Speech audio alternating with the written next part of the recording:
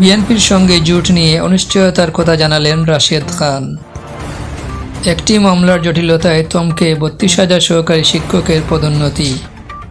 এতক্ষণ দেখছিলেন সংবাদ শিরোনাম, এবার বিস্তারিত। বিএনপির সঙ্গে জোট নিয়ে অনিশ্চয়তার কথা জানালেন রাশেদ খান।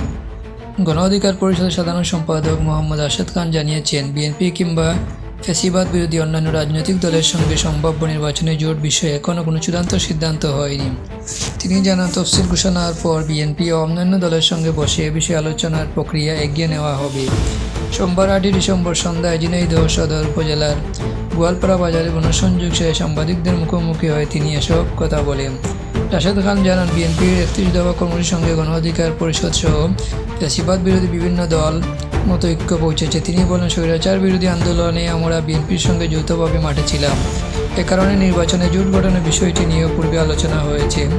নিজ এলাকায় প্রচারণায় অভিজ্ঞতা তুলে ধরে তিনি বলেন, ঝিনাইদহ ২ আসনে তিনি নিয়মিত ভোটারদের সঙ্গে যোগাযোগ রাখছেন এবং মাঠ পর্যায়ের জরিপ দলের অবস্থান পরীক্ষা করছেন। বিএনপির সঙ্গে জোট হলে করণীয় প্রসঙ্গে রাশেদ খান বলেন, জোট গঠিত হলে প্রার্থী চূড়ান্ত করার দায়িত্ব থাকবে বিএনপির উপর। বিএনপি যে সিদ্ধান্ত দেবে সেটির বিরোধিতা করার মতো কোনো পরিস্থিতি সৃষ্টি হবে বলে আমি মনে করি না, কারণ আমার এলাকায় দলের শীর্ষ নেতাদের সঙ্গে আমার সুসম্পর্ক রয়েছে।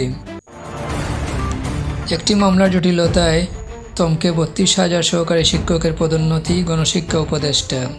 প্রাথমিক বিদ্যালয়ের প্রধান শিক্ষকের শূন্য পদ পূরণে বড় প্রতিবন্ধকতা হিসেবে একটি মামলার কথা উল্লেখ করেছেন প্রাথমিক ও গণশিক্ষা উপদেষ্টা অধ্যাপক বিধান রঞ্জন রায় পোদ্দার। তার মধ্যে চলমান মামলার কারণে ৩২,০০০ সহকারী শিক্ষককে পদোন্নতি দেওয়া সম্ভব হচ্ছে না, ফলে সমান সংখ্যক প্রতিষ্ঠানে প্রধান শিক্ষক নিয়োগও ঝুলে আছে। রোববার ৭ ডিসেম্বর কক্সবাজারের কুতুবদিয়া উপজেলার কয়ারবিল সরকারি প্রাথমিক বিদ্যালয় পরিদর্শন শেষে সাংবাদিকদের সঙ্গে আলাপকালে তিনি এসব মন্তব্য করেন। উপদেষ্টা বলেন, এটি অত্যন্ত দুঃখজনক পরিস্থিতি। ৩২,০০০ বিদ্যালয়ে প্রধান শিক্ষক নেই, আবার একই সংখ্যক সহকারী শিক্ষককে আইনি জটিলতার কারণে উন্নীত করতেও পারছি না।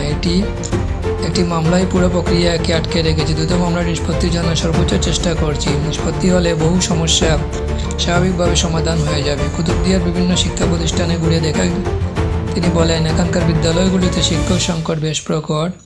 মূল ভূখণ্ড থেকে বিচ্ছিন্ন অঞ্চলে কুতুবদিয়া ও দেশের অন্যান্য দুর্গম এলাকায় শিক্ষক ঘাটতি পূরণে শিগগিরই নতুন নিয়োগ দেওয়া হবে। পরিদর্শনের অংশ হিসেবে তিনি উত্তর লেমশিখালী সরকারি প্রাথমিক বিদ্যালয় ও পূর্ব দুরুং সরকারি প্রাথমিক বিদ্যালয়ের শ্রেণীকক্ষ, ভবন, অফিস কক্ষ পর্যবেক্ষণ করেন। পরে তিনি কুতুবদিয়ার বাতিঘর ও সৈকত এলাকা পরিদর্শন করেন। পরবর্তী নিউজ আপডেট দেখার জন্য আমাদের সাথেই থাকুন।